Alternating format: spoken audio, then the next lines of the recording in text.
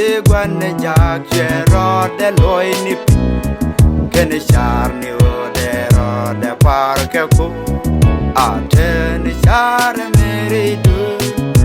Charin tere keresu Yesu Ten min Nyaguandong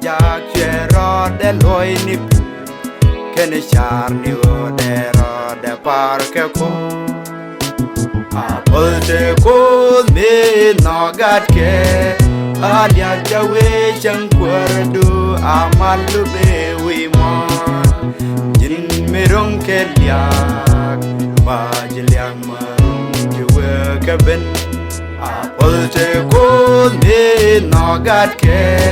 Adia jawe changkwardu amalu be wimon Jin merong keliak Bajiliang marung juwe keben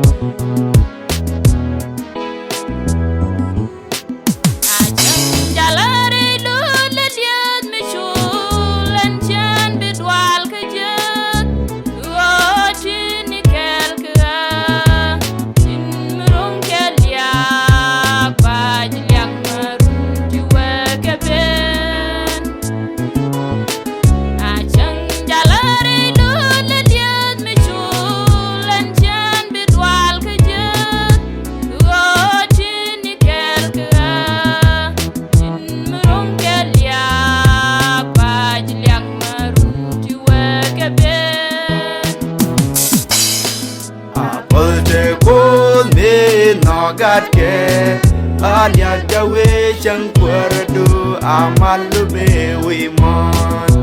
Jin merong keliak Bajiliang marung juwe keben Apolte ko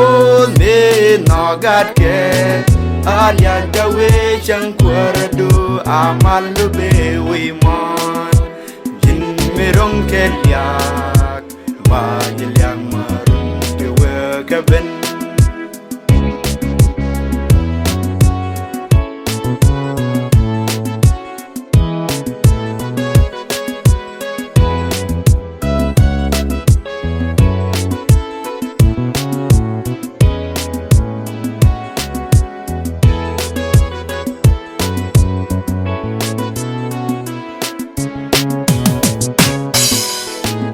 Shishar kotiam wimon Benyus ni raduka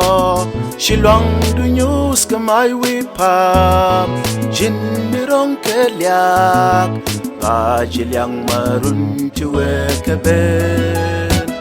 Shishar kotiam wimon Benyus ni raduka